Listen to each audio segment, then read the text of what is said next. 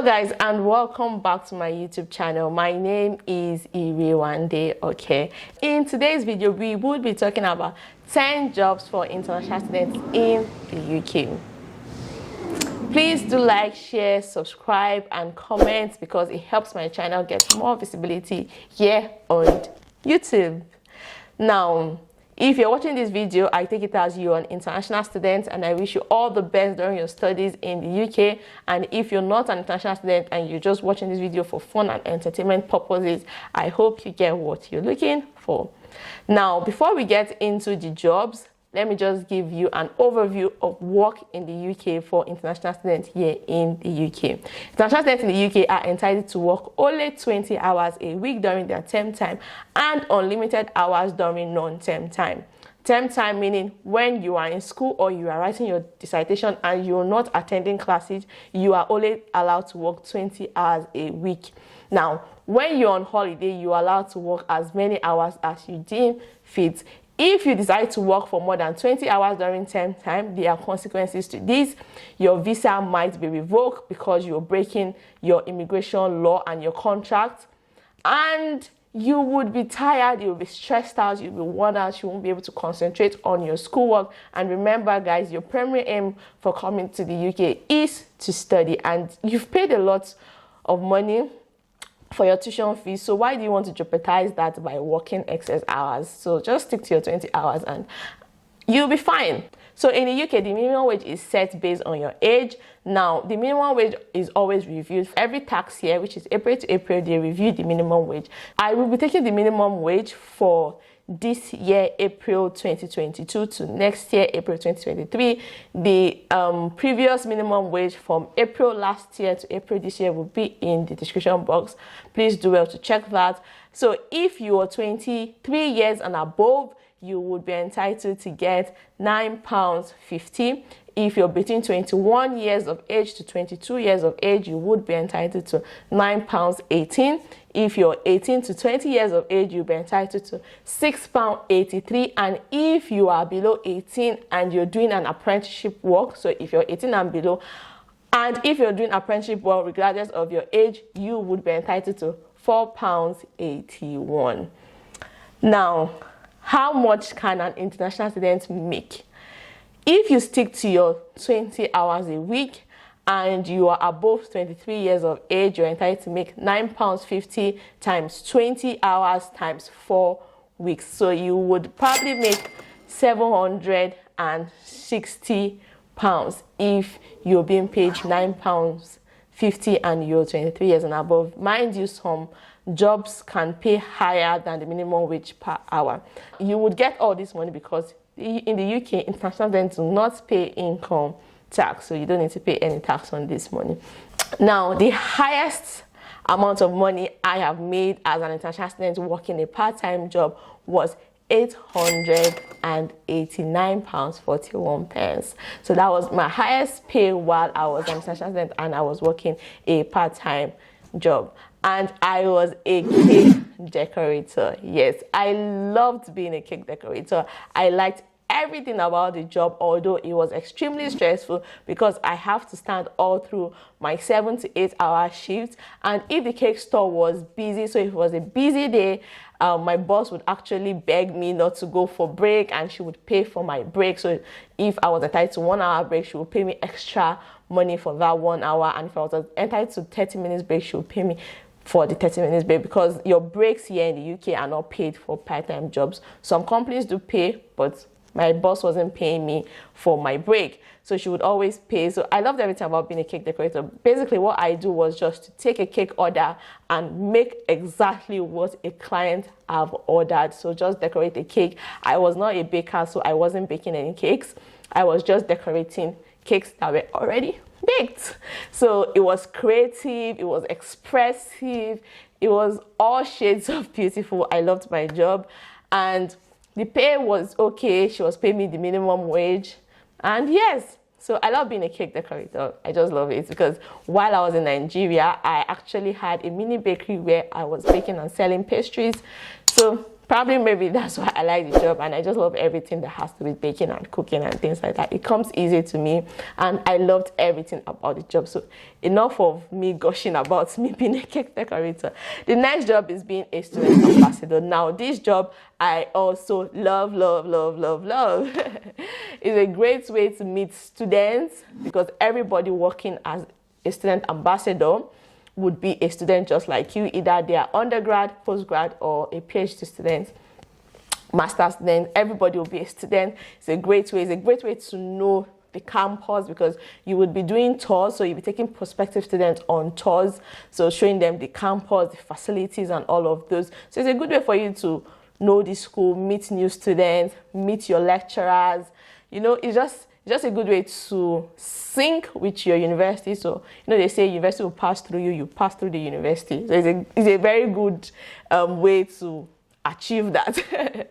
I love being a student ambassador, but the downside to it is you don't really get much pay, because the shifts are quite competitive. Because in my university there, we had a whole lot of student ambassadors. Possibly everybody was a student ambassador. So the shift was like 0 to none. So the highest I got paid was almost £300, like 200 and something pounds, or 209 something pounds. That was the highest I got paid as being a student ambassador. But aside from the pay, I loved everything about the job. Again, I was staying on campus, and my work was just the next building to me, because wake up, shower, I'll go for my shift, I come back, I don't need to pay for transportation. So I loved everything about being a student ambassador. It's a really good way to have cash on you. Now, number 3 would be a retail sales assistant. So basically what you do is you help customers, and you stock up the shelf, you work with inventory, you clean, you open the store, you close the store. So just whatever you think a retail sales person would do in a shop, selling and buying, things like that. So the good thing about this job is you get to speak with a lot of people. So unlike me being a cake decorator, I was always at the back end of the shop. So I was always baking. I wasn't baking. I was always decorating cakes. So I wasn't working the till. So I was always inside. It was just me, and if there was another cake decorator. So it was a very calm environment. I didn't have to talk to people.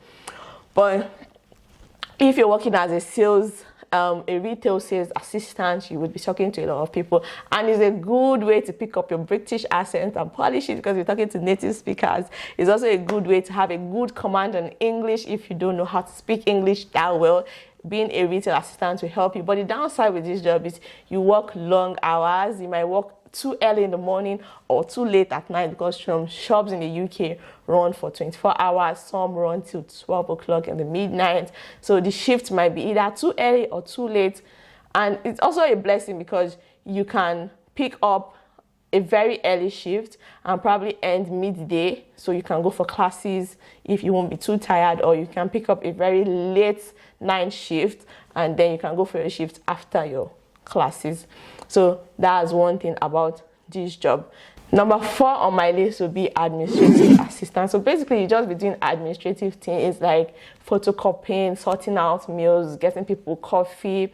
And one thing I like about this job is a good way to enter a company. So if you can get a really good company and apply if they have administrative posts, you can keep working and telling your colleagues who are in senior positions, hey guys, I'm doing my master's. I would like to work in this company after I finish my master's degree. You know, it's a good way to get an entry-level job in a company, because at least they know you, they've worked with you, and if you get 1 or 2 referrals, they can just put you in for interview, and if you do well, they can employ you. So it's also a good job. But the only downside with the job is it might be boring, because you'll be doing repetitive things. It's not creative. You just keep doing the same thing: sort out mail, get coffee, print, organize files, just administrative things. So you will not meet people that much, because it's your colleagues you've been seeing every day, you still be seeing. So that's the only downside to this job. The next on my list is being a receptionist. So being a receptionist is you would have to talk to customers. So you are the first person they see when they get in an organization. Now, if it's a very busy organization, it's a very good way to also learn your English, and it's a very good way for you to pick that British accent you want. and the pays are always competitive. You might have to dress a bit posh because you know you're the first person they will see once they come to that organization. So basically what you do is you attend to people, you make sure they have an appointment to see whoever they want to see, or you book them an appointment. You do a bit of emails, and just these receptionists do, that's what you would do. And again, you won't be standing all day long, you'll be seated, you have your desk, so that's a good way not to stress yourself. If the organization is not busy, you might probably just be on your desk all day long, answering maybe 1 or 2 customers and replying to 4, 3 mails. So it's also a good one. It's a good way to also get entry-level job in that organization. So if you're good as a receptionist, you can tell your colleagues, hey, I'm doing my master's, I also finished my master's. So you'll be updating them so they know that, okay, this person, if there's any role, we can put you in for an interview, and if you do well, we can offer you the job. So number 6 on my list is being a waitress. So if you like to wait on people, serve them, so you can work at places like McDonald's, KFC, just serve people their food, make sure they pay, clean up when they are done, just little things waitress do. That's what you would be doing. But the downside to this job is you're on your feet all day long. Some people can be very, very rude to waitresses. So yeah, but one thing with the UK is people are quite polite in the UK, so you might not really have that issue. So number 7 is working in a call center. So you basically be providing customer care service for an organization on the phone. So here in the UK, a lot of all these big companies outsource like call centers to help them with their customer service. So you might be working for a big company in the UK through a call center. So what you just do is just pick calls, answer the clients, whatever question they have, solve whatever issues they have. So that's it. And the good thing about our job is it can be remote. So if you have your computer, or you have access to a computer or a laptop, you can do it from your house. And the downside to this job is you have to talk to a whole lot of people during the day. It can be draining because call centers are usually very, very busy. You might receive lots and lots of calls. Again, if you're working remote, you might not meet people, just only you answering calls and things like that. But the good thing is at least you'll be seated answering the call, not like some people that will stand all through their shifts like we that were cake decorators. So that's the good thing about it. Now, number 8 is being a sales representative. So this is just about you pitching ideas to people so that they can sign on for a service or a product. So basically, you would have maybe like an energy company or a water company or a food delivery company that needs people to sign on to use their product. So you would go house to house, door to door, street to street in the city center, telling people with your mouth about the service and sharing flyers. So if you're a good sales rep or sales pitcher, or you can pitch ideas, people very well, this job is for you. So the more people sign, the more your bonuses would keep coming in. So some companies would actually pay you hourly for the time you go out to look for people to sign on. Why some will not pay is people you sign on that they would give you bonuses from. So so if you don't sign anybody, you don't get any bonus. If you sign people, you get bonuses. So that's how that one works. Number 9 on my list is being a care assistant or a support worker in a care home or in people's houses. You basically be caring for the elderly or people who need care. So you make sure they have their meal, they take their drugs, they are clean, their personal hygiene is okay. You would record your observations, and you would always have an app or maybe a paper where everything you need to do for each person you're caring for would be there, where you have to check the list and things like that, and you clock in, sign in, write how many minutes you used with that person and things like that. Basically, just care. If you really like caring for people, if it's your passion, all well and good, it might probably be for you. The last but not the least job on my list is agency work. So the way agency work is you will sign up to a platform and you do interview. If you pass and they pick you'll be told your uniform and you're given like an access pass or something like that, so that anytime they need your services in a particular stadium or event, you already have the pass. So you're either going to wear black all through with black shoes, or white top, black bottoms, and black shoe. Basically, that's what they wear.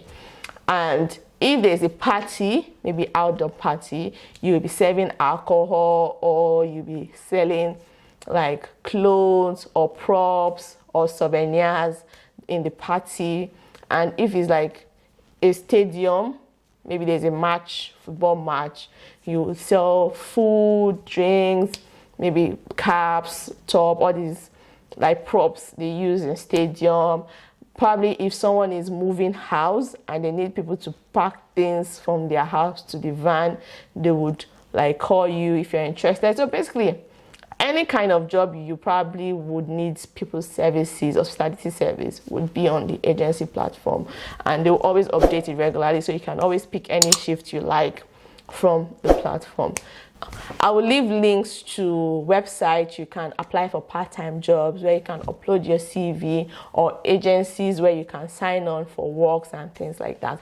I'll leave that in the description box. So with that, guys, we've come to the end of this video. I hope you got what you're looking for in this video, and I'll see you in my next YouTube video. Bye for now.